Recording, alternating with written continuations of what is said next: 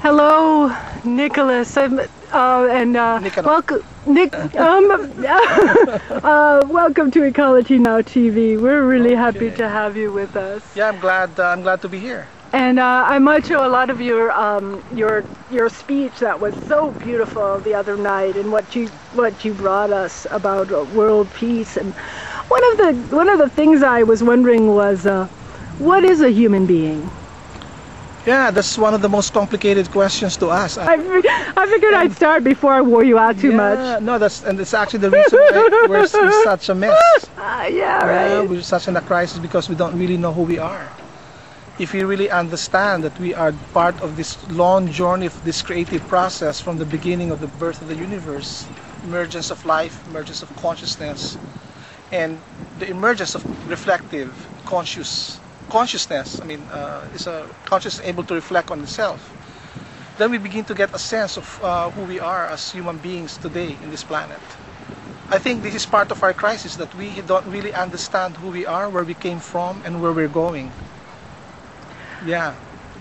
And that's why we're messing up this planet. Thanks so much for straightening me out on that. I was just wondering. Okay. How about like a bridge between heaven and earth? The human being? Yeah.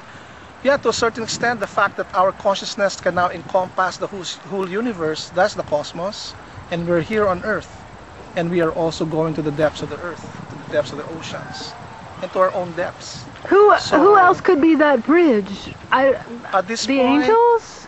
No, at this just point, us? to a certain extent, that bridge is also played by the animal kingdom, the plant kingdom. Thank you. The Earth itself, Hey. but they're unconscious. In other words, they have no consciousness to reflect on that role. They just act it out. That's the difference between us and the in the animal kingdom. They are bridging the universe and the earth, but they're unconscious. It's part of their instinct. That's why they're able to, let's say, the birds are able to navigate the earth. They understand this very clearly, but they're not conscious of it. Our own type of consciousness has actually, in a sense, divorced us from nature, from it gave us our consciousness, but at the same time, we now feel separated from this whole wide interconnection with life. And so therefore, we've lost the sense of meaning of the whole. Yes. Yeah. And do you think the honeybees can help? Yeah, I think that is a perfect question, because if we're able to understand the intelligence that's there in that honeybee, and the tremendous amount of service while the bee stands between the cosmos and the earth, and the service it gives to humanity, that will be a way for us to actually then reflect in a more conscious way who we are as human beings.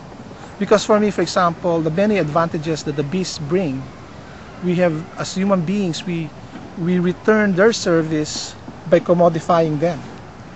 We commodify them. We don't appreciate them, that they are spending enormous amounts of their time not for themselves, but service for others.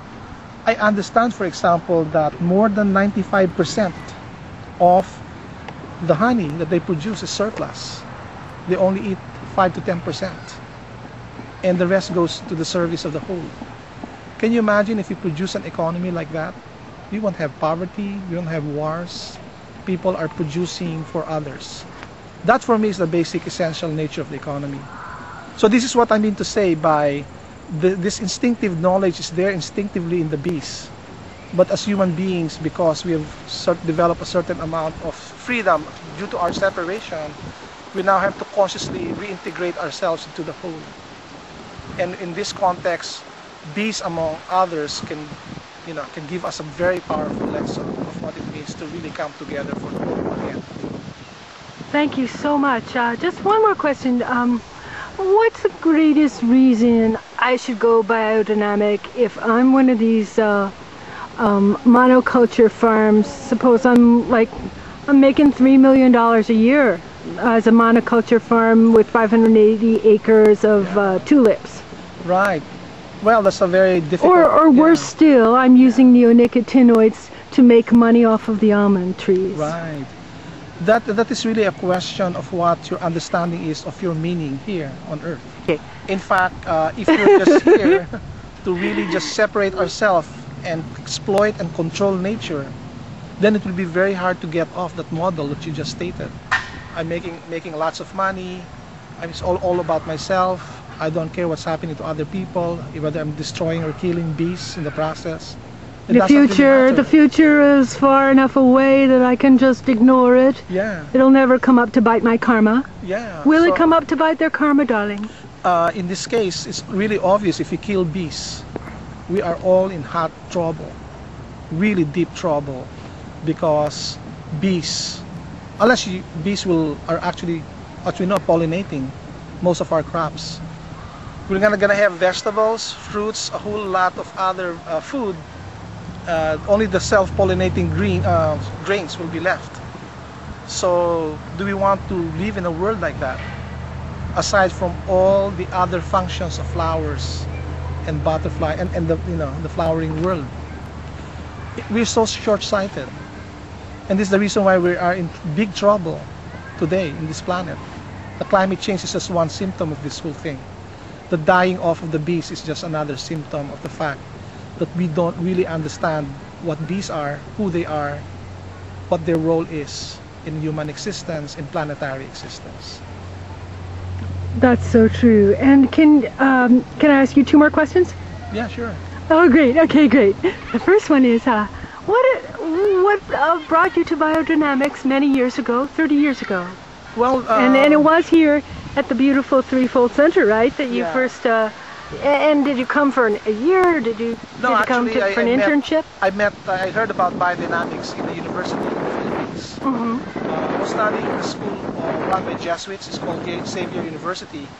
There I encountered the book of Enrinfried Pfeiffer, one of the pioneers of the biodynamic movement. And that book was called Earth's Face and Human Destiny. And at that time I was struggling with the ecological questions surrounding nature and farming. And it struck me very strongly that the earth is a living organism. And when I had that inner insight, I then wanted to pursue this further.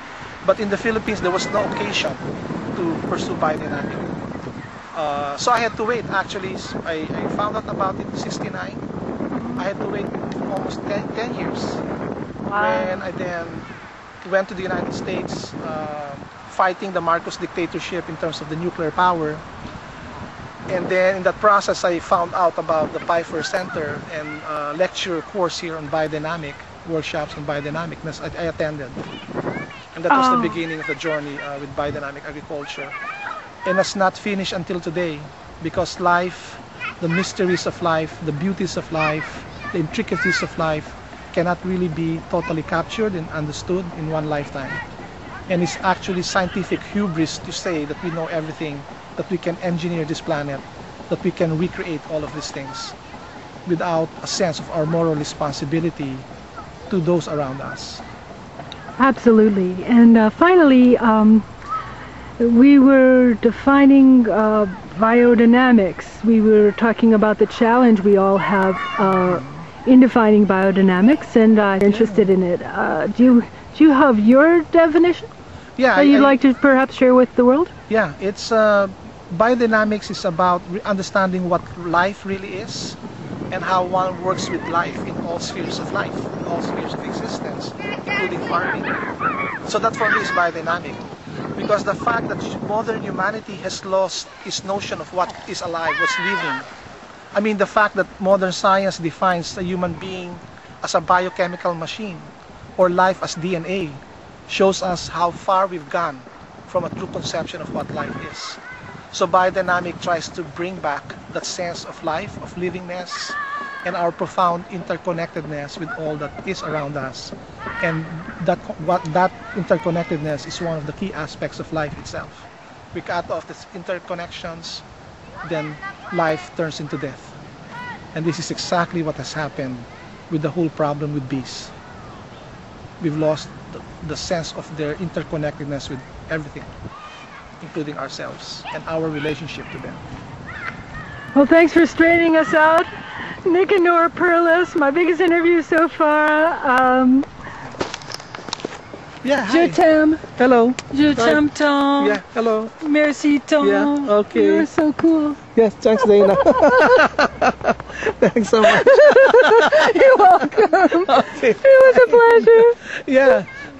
Yeah, but I can block bullets because I'm Yoda. Yeah! Oh, what if I shoot you in the penis in your arm?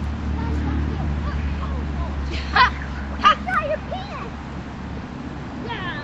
What? We don't die. Because otherwise, I could have a gun too.